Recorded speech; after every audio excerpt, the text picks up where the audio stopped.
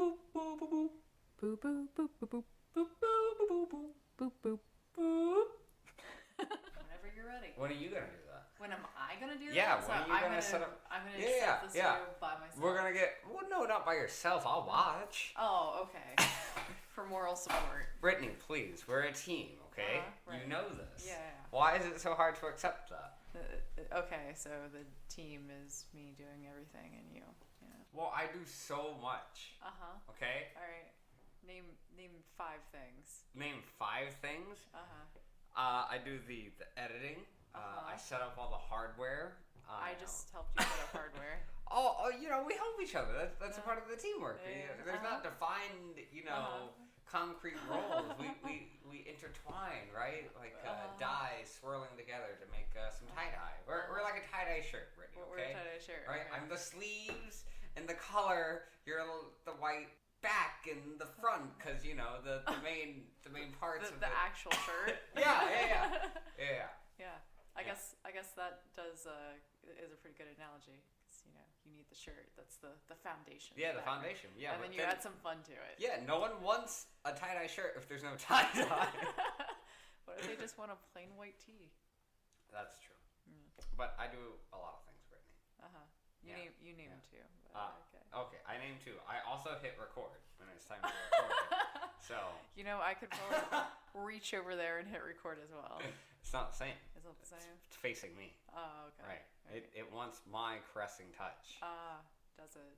You know what else likes my caressing touch, Brittany? What's that? The barbell. The barbell loves my caressing touch. Yeah. It leaves me with hardened hickeys on my hands. Yeah. Yeah. So I'm glad that we get to talk about fitness today, Brittany. Yeah, we do get Are you to excited? Do you very feel fit for this topic? I am very fit for this topic. I don't think so. You don't think so? Right. Yeah. Listen, you got enough powerlifting, but where's the cardio, Brittany? I do cardio as well. Are we doing that obstacle race? Are you ready to do all the water sports? The water sports? I mean the water obstacles. Yeah. I'm ready. Okay. I'm ready. All right. So, do we have to tell them who we are anymore? New people might jump in and be like, who? All right, we're the Periodic Roundtable. Yeah. We're 2 STEM students talking about science. Mostly science. Mostly science, yeah. See, the one that the outline I wrote about the ants, there's a lot of poop involved, okay? Oh, right. Yeah. Right. Yeah. Anyways. There's no poop involved in this one, don't worry. Your defecations can be more productive. if you do work out, though. Yeah. They're healthier. Right. More regular at a particular frequency. Right. So, in a way. Indirectly. It deals with poop. Listen, I knew a man once that had a weak sphincter. He needed mini sphincter workouts, and he did not. That is why one of the rules in my house is no pooping the couch. There are certain rules that should just be implicit, but I thought so too. So, for helping for weak sphincters and for body mass, Brittany, what are we going to get into today about the exercise? Okay, so we're going to get into a few different topics dealing with fitness. We're going to get into how exercise affects physiology, delve into the science of building fitness, and we will also seek to debunk some bro science myths. Bro science myths. Oh yeah, those are the best. Okay, all right. Well, let's get into it. So the anatomy and physiology. Let's talk about cardio. Right. So cardio, everybody knows of cardio, and really a lot of people tend to hate it. But it's really important because aerobic exercise can increase myocardial contractions, oxygen delivery, and increase perfusion of tissues and organs with blood. And as a result, the heart becomes more efficient and has to pump less beats per minute to deliver the same amount of same volume of blood. I see. So for a regular person, the healthy beats per minute at rest is typically about 60 to 80 beats per minute, Brittany. Of course, if you're doing cardio, your heartbeat is going to go up above 80, hopefully. Yeah. And then children and adolescents typically have a higher heartbeat because they still have to have all that particular perfusion that you're talking about, getting oxygen to the cells. Right. Now, that requires this tiny little pump to go boop, boop, boop, boop, boop, boop, boop, boop, boop, boop, boop. But if you're a healthy person and you are doing cardio sufficiently, then you will actually start to have resting heart rates below 60. So athletes can easily have in the 50s and high 40s at a low resting heart rate. Wow. And typically whenever I get my heart rate taken, it's about 54 to 58. 50, 40, 50. I know. I'm so fit. It feels great. I don't hear you complaining about my fitness. Well, how much was mine when you did mine last? Last time I did it was 80. Oh, well, okay. There is a good reason for that. It was a lot of rum, okay? Unbridled rage. Oh, yeah, rum and unbridled rage. I'm just glad that those people got to go home to see their families. Oh yeah, I'm glad too. I'm glad I did not have to do what I was right. building up. Yeah. Ooh, okay. All right. Anyway. The point, Brittany, besides your flabbergasting, is that you want to shoot for these lower heartbeats per minute. Right. Now, what I want is eventually to get to such a high fitness that I just have every once in a while like a gong.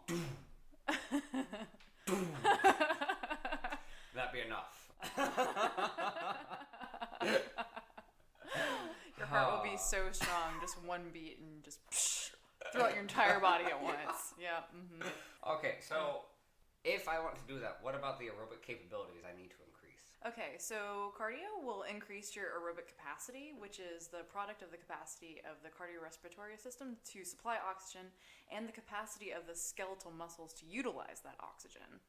Okay, so we have oxygen coming in, which oxygen goes through a particular metabolic pathway. As long as you have that O2, the mitochondria inside of the cell are capable of producing ATP, being the energy that they use inside of the cell for all the organelles, right? Right. So typically about 32 ATP can be produced per molecule of O2 inside of the body. Right. So that's a lot of energy being produced from that. Right. If you increase your aerobic capacity, which means you just have to train more and more cardio, that means that you will not only be able to supply more oxygen, that means that you will also be able to produce more ATP. And then your skeletal muscles will be able to utilize that oxygen for producing ATP more efficiently. Okay, all right. I like that. So coming out of the molecular scale of producing the ATP, what does it do for the integrity of the body? Okay, so aerobic exercise has a lot of positive effects. These include body weight, insulin sensitivity, glycemic control, blood pressure, lipid profile, fibrinolysis, which is the enzymatic breakdown of fibrin in blood clots, and that helps prevent heart attack, stroke, or pulmonary embolism. It also has positive effects on the endothelial function, and the endothelium is a semi-selective barrier between the vessel lumen and the surrounding tissue, controlling the passage of materials and the transit of white blood cells in and out of the bloodstream. And finally, it also has a positive effect on the inflammatory defense systems. So that's a lot of things that will affect. A lot of things. Okay, Yeah. so simply by doing some sort of cardio, you can start to ameliorate all of these particular systems. Yep. I like it. I like it a lot. Blood pressure. As you were saying, again, important for perfusion because that is where you want to get all the cells to be happy and living, and you want to take away all the excrement that they have via the capillaries absorbing all of that and flowing back into the bloodstream, right? Right. So, blood pressures, typically you're looking for 80 over 120. Or 120 over 80? Over 80. Yes, that way. 80 that over way. 120, that would be interesting. That's not possible. Yeah, exactly. It's not physiologically possible. Divide by 0. Listen, your systolic above your diastolic is what you want to be 120 over 80. Right. Either way. The point is that you want to have that certain amount. Now, typically mine's around there unless I've had a lot of caffeine, right? So you have this vasodilation happening inside of your body, allowing for the increase of blood pressure, allowing for it to flow to all of your body. Therefore, increasing all of the oxygen capable of getting to your brain, allowing for it to produce faster and more waste. Do you know if it has a positive effect on if you have naturally low blood pressure? So the last time I got mine taken, it was like 95 over 50. That's impressive though. Yeah. You could win a limbo contest of blood pressure. Yeah, I know. Yeah, I mean, any type of vasodilation is going to increase your blood pressure regardless. Anyways, so you have all of these things adding up and helping all of these different benefits, right? Right. So, I don't know about you, Brittany, but whenever I do a whole bunch of cardio, I feel more mentally sane. Oh, yes, me too. So that's good because cardio also has positive effects on mental health as well as those physical benefits. So this is due to the endorphin release as well as the modulation of dopamine, serotonin, noradrenaline, or also known as norepinephrine. And what these do is increase alertness and arousal, promotes vigilance, enhances formation and retrieval of memory, and focuses your attention. Wow, okay, that's a lot to add there. So you have all these happy little neurotransmitters, you have this little runner's high floating up in your head, you get all the little hopey dopies up in there. Right? Right. Oh, man, that must feel great. But, so you have increased alertness, that's important. Vigilance.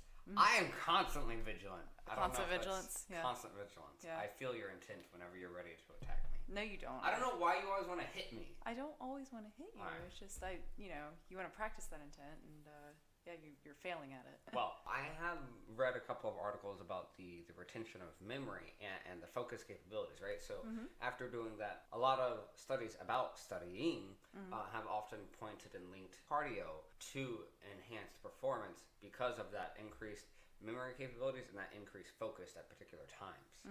But unfortunately, it sounds like there's a downside to this, is that the increased arousal. What if you just constantly have this problem? I don't think they mean arousal in the sense that Well, never mind then. Never mind. Anyways. Cardio is very important, but just as important is working on strength training. So strength training is essential for retaining your lean body mass and thus decreasing your fat mass. It's also really important for injury prevention and increasing the resting metabolic rate.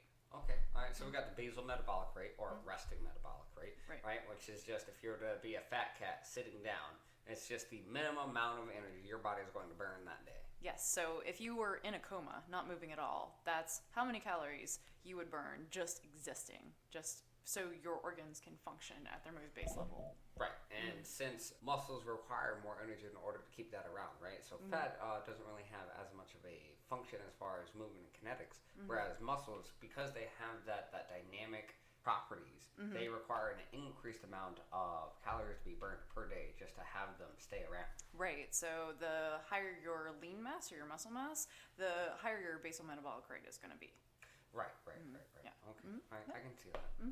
So it's also really important too because adults can expect to lose 3 to 8% of their muscle mass per decade if they remain inactive.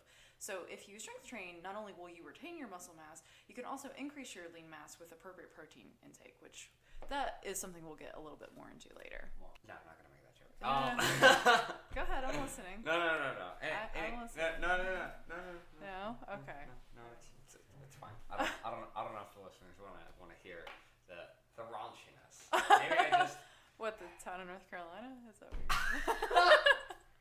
listen. They get a proper protein intake every week, and they wipe it off of their face before they go into church Sunday. Okay. We don't have to call them out on it, okay? They're just supplementing their intake. Right, yeah, supplementing their intake. And then they go ask Jesus for forgiveness. Yes. So, let's talk about strength training. Let's go back to strength training instead of protein intake.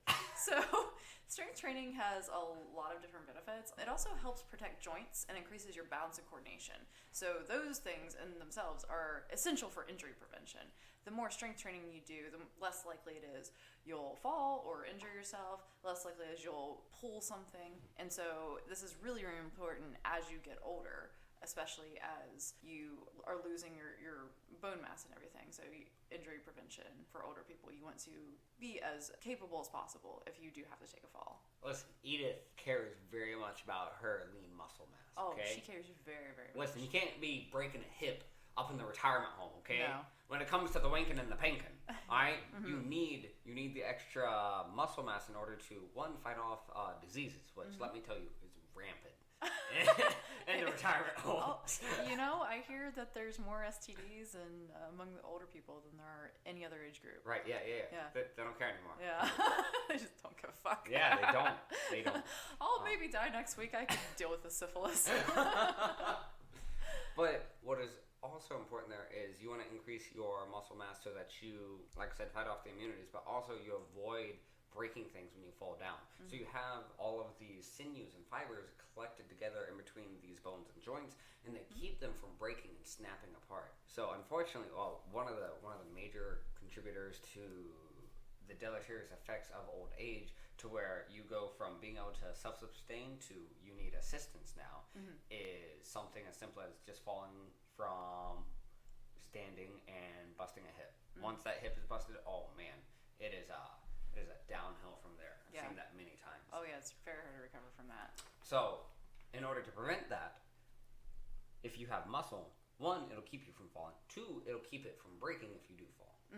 Yeah, so it's like a cushioning, but not in the same way that fat works for us. Right.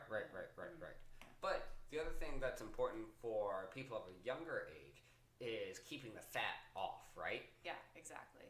So just like we were talking about before, increasing the basal metabolic rate with more muscle mass. It's because muscle burns more calories than fat to maintain. Your resting metabolic rate will increase, and this in turn will decrease the risk of obesity-related illness. So if you have just like 100, 200 more calories a day that you're burning, that actually adds up a lot. They say that, people who tend to eat only 100 calories over their base intake each day will actually be at very extremely high risk for obesity-related illness. So the more lean muscle mass you have, the less likely that will happen. Just by eating 100 calories more than your basal? Yes. I consistently eat thousands of calories more than my basal metabolic rate. Well, there's a good reason for that. It's because you are active, but a lot of Americans are very inactive. A lot of Americans are very sedentary. So a lot of people aren't able to walk around because they live in a place that they might be dependent more on long transport, a lot of desk-related jobs. And then when you're tired, who wants to come home and work out? Well, Americans are very sedentary, and the more that you are sedentary, the more important it is that you actually increase that resting metabolic rate. I see. Yeah. So even if you are having a job that requires you to be very stationary and not burn a lot of calories, you find some outlet for your body to really squeeze itself into that aspect. Feel the primal rage overcoming you every once in a while. Yes. I feel the primal rage come over me quite often. Yeah, me too. Especially when people don't let me get into shows. All right. Yeah. Okay. We can take down that testosterone rage. Yeah. Speaking of testosterone rage, despite the popular image of testosterone raging bodybuilders in the gym, strength training may actually be more important for women than it is for men. The reason for this is because it increases the bone density, and this will actually help prevent postmenopausal osteoporosis. And in addition, since women naturally have higher body fat percentages than men, an increase in lean mass has much more noticeable benefits. Right. Going back to the old lady falling and breaking her hip. Yes, exactly. Right. Anyways, the point is that it's important, especially for women, okay? Can't go breaking bones around here, okay? You want a hole in your bone? Yeah. No, thank you. You already have a hole in your heart. Yeah, I do.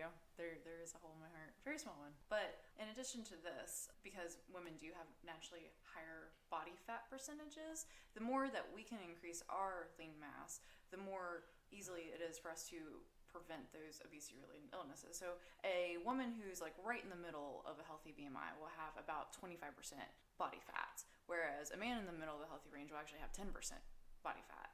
10%? Yeah, 10% versus 25%. 10%. My body fat percentage is 18%. Your body fat is 18? Huh. Yeah, Jesus Christ. That's because of all the fat rolling around. Or you could just be measuring your body fat wrong. I don't know. I mean, I haven't measured it in years. Yeah. I have some calipers if you ever want to measure. You have some calipers? Yeah. So that you can quantify how fat I am? Sure. next time we're at your place, we'll see how much of a fat ass I am. Okay. Unfortunately, a lot of our viewers haven't seen my body, so they don't understand the grotesqueness that I have. Oh, shut up. Oh, my God. That's okay. Anyways, so 25% for women. Yes. So it's really important for women to increase this lean muscle mass because we tend to have higher body fat percentages than men do. So the healthy range for women for body fat is about 21 to 33%. whereas the range of body fat for men is typically 8 to 19%. So the more that we can increase our lean muscle mass, the more we can stave off these obesity-related illnesses. Wow, that's rather important. Yes. So it sounds like strength is a vital aspect in order to increase for your individual self, right?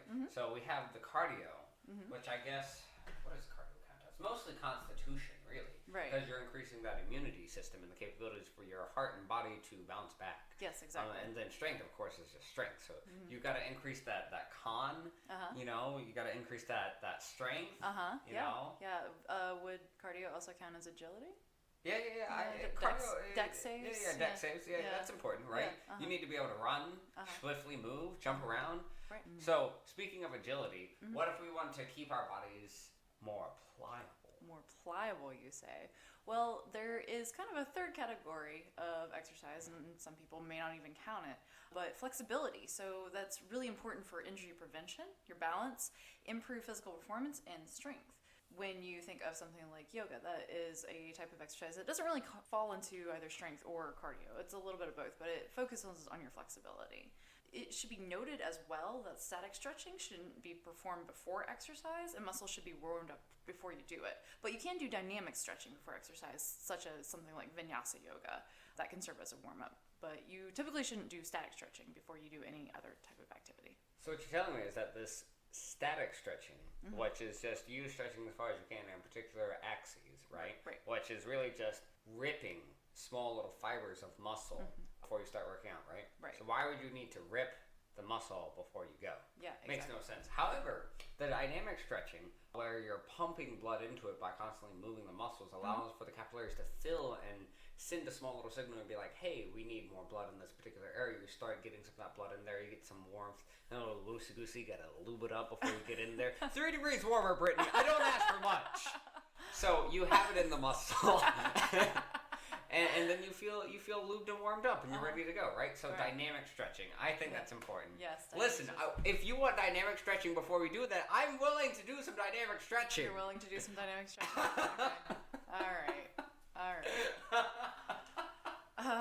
So if we were to get past that, right? Okay. Let's talk about the science about nutrition, balancing exercise, and how we can actually build our bodies, right? Yeah, so let's actually start getting to the fitness building process. There are 2 aspects that people usually think about when they're like, okay, I'm going to get back in shape. One of them is getting back into their cardio shape, and another is getting, stronger. But you need to be careful when you start training. So we are going to talk about why it's going from the couch to training for a marathon is typically a bad idea. To begin with, aerobic capacity and the cardiovascular efficiency takes time to build. Oftentimes when a lot of people decide to jump into fitness, they can easily overdo it. And the major reason for this is because of the buildup of lactic acid, which can be caused when there's not enough oxygen available to break down blood glucose. Okay, now, lactic acid. It's important to maintain and mitigate the effects of lactic acid, okay? So acid corrodes and builds up and you feel the nice stinging pain of just pure rigidness and soreness inside of the muscles, right? Okay, so enough water in order to squeeze it out. And despite it being in the body, lactic acid is quite delicious if you have it in the proper forms. Yeah, like milkshakes. I'm thinking of lactose. Oh, lactose. Oh. No, I do not want lactic acid in my milkshakes because that would cause the milk to curdle. So the acid will actually, because of that extra hydrogen, it will cause the denaturing of that protein, and that will foul it, and then it will taste awful, and it's no longer a confirmation that our bodies can actually enzymatically break down anymore. So no, you do not want lactic acid inside of the milkshake. However, in things such as vinegar and sour beers and other things like that, there is lactic acid. In fact, some brewers will use lactobacillus, a lactic acid producing bacterium that will cause your fermentation process to have a deliciously sour taste to it. Interesting. So you want it in those things, not in milkshakes. Well, maybe I'll try it in a milkshake, and Listen. I'll create something amazing, and you'll be like, oh, wow, I should have listened to Brittany when she was mixing up lactic acid and lactose. You do that. You let me know how that one goes. Okay, all right. All right? Challenge So, accepted. if we don't want to build up that lactic acid and we don't want to overdo it at first, because if people get too sore and too weak, they might not come back to it, right? Right. So we want a longevity, long-term climbing up that hill rather than trying to leap onto a mountain. Yes, exactly. So you need to slowly build up. You need to work up that aerobic capacity too, and that's measured by the amount of oxygen consumed per minute of exercise. So in addition, a person with higher muscle mass consumes more oxygen than one with lower muscle mass. So body composition also plays an important role when you are building up your aerobic capacity. Okay, now body composition is important.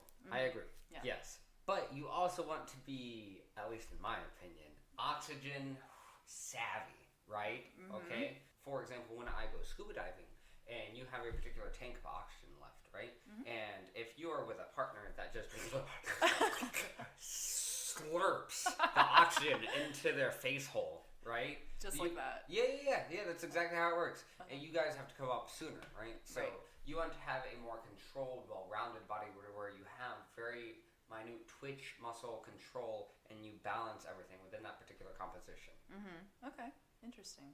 At least that's my opinion. Okay. But yes, consuming oxygen per minute, having those lungs really fill up in there. Gotta breathe. Gotta breathe from the thighs, okay? People don't go deep enough with their breathing. Breathe from the thighs. All right. I probably should do that much more.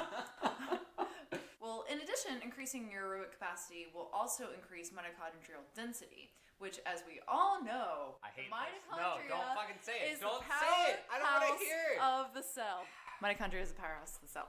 Whatever. So the mitochondria produce adenosine triphosphate, which we were talking about earlier, ATP, with oxygen, and that will regulate your muscle contracts. Anyway, the more efficiently one can utilize available oxygen, Crying does not burn a sufficient amount of calories. better the aerobic performance. All right. So these changes will take time, and instead of going from Doritos and WOW marathons to running marathons, you can start with walking and build your way up slowly. Okay, so like going from your couch to slowly getting up in there and walking around the block, a few times, huffing and puffing, a little wiggle waggle. Listen, just because you have a swoosh of the boosh in front of you doesn't mean you should give up. You should just... What the fuck does that even mean? Do you know what a swoosh is? Yeah, okay. Yeah, there's a swoosh. You're right. So Okay. the swoosh of the boosh, at least that's what we call it back in the homeland, is What when you have a belly larger than your hip area. So every time you walk, there's a swoosh of the boosh. Okay, I see. All right, yes. That's the whole point. So Yes. Yeah. So if you have that, you shouldn't give up. You should start steadily going up there. Right? Easy come, easy go. Right? Yes. So if you decide, oh man, I'm going to lose all this weight, and you lose, a whole bunch of weight very quickly, your body doesn't have time in order to change its homeostasis, right? So that's what you actually want to change inside of your body. If you're going from that Doritos WOW combination to actually being a fit individual and having energy again and living life and seeing colors brighter is changing that homeostasis. Right. So I know a lot of people too that they'll talk to me about it. They're like, Brittany, this is it. I'm finally going to get into shape. I'm going to get better. And I'm like, okay, great. You should start with, this easy activity. And they're like, no, I'm going to start by running a marathon. And you never, ever, ever want to do that. So yes, you want to start slow. Start with walking. Start with some gentle swimming. Just start with gentle aerobic exercise first. You don't have to go from never moving your body ever to suddenly running 26 and a half miles. Yes. I also know people that if something drops on the floor, that's it. They're not getting it back. They're like, well, guess it's one with the earth now. Yep. Or they'll see me squat down in an odd manner and pick the thing up, and they're like, my God, if I went down there, I wouldn't get back up. Yes, exactly. Get back up. So the other thing I do that allows for me to do that is several barbells on my back and then going down and wiggle a waggling. Right. All the way down and then coming back up, right? Right. So how do these people that decide that once it's on the floor, it's no longer in the living world, go to being able to squat their body weight and even more than their body weight? Yeah, so same with cardio, even more so, is building strength comes very, very slowly. much slower than building aerobic capacity. So muscle protein synthesis requires the availability of free amino acids, and that's also dependent on your hormonal imbalance, which is in turn affected by sleep patterns and stress. That's great. I love it. Do you? I do. I just read the next line in the outline, and I thought it said new male litters. Just imagining a whole like wet pile of males out of like this large cat, and they can put on 2 to 3 pounds of muscle, Brittany. Oh my god. Listen, if you're a new male litter, 2 to 3 pounds of muscle in 1 month, okay? But if you've been lifting for a while, right? Let's say that you were squirted out and your litter has... Alright, maybe we should revisit. Taking out this weird segue it's gone into. Yes, strength builds incredibly slowly. So, yes. So if you are a new male lifter, you can expect to put on about 2 to 3 pounds of muscle in 1 month. If you are an intermediate lifter, so if, for example, somebody who's been lifting for about a year, you could expect to put on 1 to 2 pounds of muscle a month, and advanced lifters, barely half a pound at all. So it's a really slow process. And especially if you're a woman, half of these values tend to be the best case scenarios. So you're telling me it's more difficult in order to put on this lean muscle mass as a woman? Yes, very much so. So there's a lot of women who, are kind of interested in going into the gym, checking out this whole strength training thing. They're like, but I don't want to get bulky. And it is very, very, very, very difficult for women to put on muscle. I've been lifting for several years now, and I still am not to the point of muscle that I want, even though I am actively trying to put on muscle, which a lot of people might think is something that they're not going for. They're like, oh, I just want to lean up and tone out. So no, women, get into the gym and lift some weights, because you're not going to suddenly just pick up a 5-pound dumbbell and suddenly look like Hulk Hogan. Interesting. Yeah. Well, that gives me even greater respect for the women powerlifters that I see that are quite voluptuous in the muscle capacity. Well, there's also a lot of steroids going around in some of those communities. So as long as you're not doing steroids too on top of that, you'll be fine. Right. So what if they have to shave every morning? And, Yeah. It's worth it. Small price to pay. Yeah. For calves like these. Yeah. Indeed. Increasing strength is slow. For example, new powerlifters can also expect a 5 to 10 pound increase in compound lifts per week. So a compound lift is something that utilizes more muscle groups of your body than just a single group. So for example, squats, deadlifts, bench presses, those are all examples of compound lifts. So you can expect to put on 5 to 10 pounds more each week if you're a new lifter.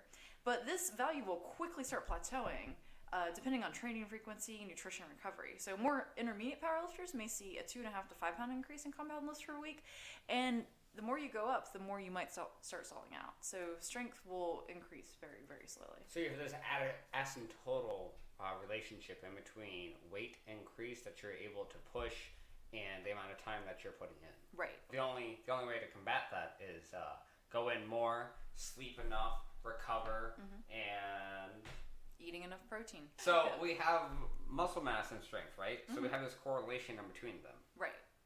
So you can see some diminishing effects with that, especially see bodybuilders versus powerlifters or Olympic lifters. So bodybuilders typically are trying to put on as much mass as possible, whereas powerlifters or Olympic lifters aren't really so concerned about the aesthetics, but the muscle density that they have.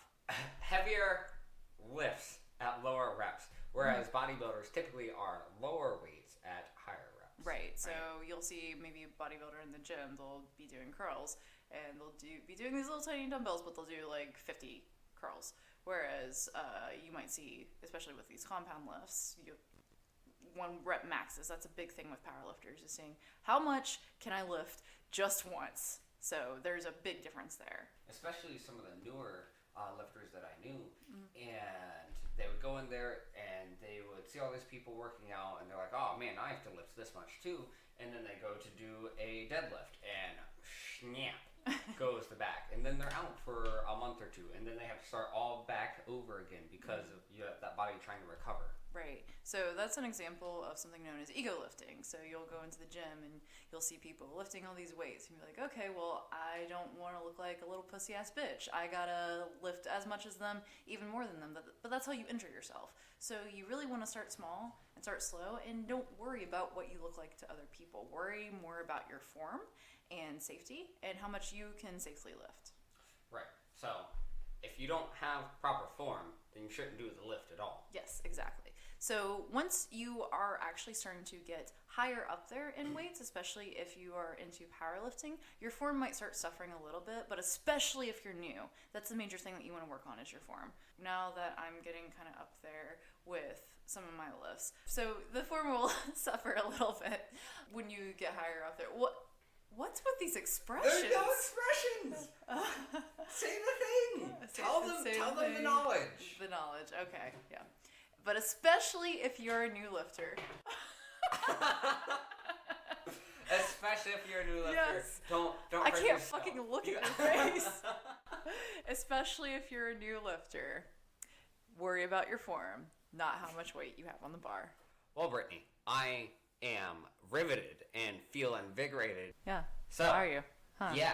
That's it's been a great conversation, and we'll continue this conversation. Yeah, we've been going on for quite a while about it. Next week. Yeah, next week we will continue this whole thing because it's been long. It's been a lot of stuff, and we really like talking about it a little too much. So, as always, hopefully, if they have any comments that they would like to see added to this fitness, which I think is vitally important to enjoy life, is the capabilities to go out and accomplish what you want. Mm-hmm. Yeah. They should contact us, Brittany. They should contact us. They can contact us on social media under Facebook, Instagram, Twitter, under PRTcast, or they could email us at prtcast@gmail.com. Perfect.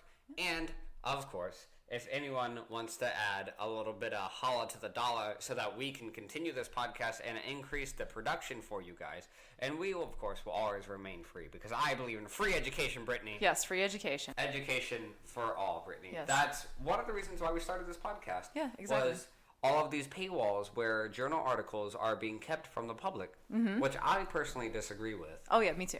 Knowledge should be available to everybody, and it doesn't matter if you are rich or poor or a scientist or not.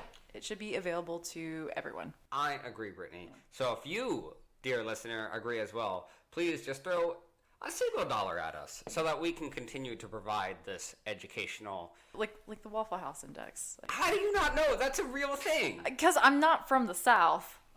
Oh. Yeah.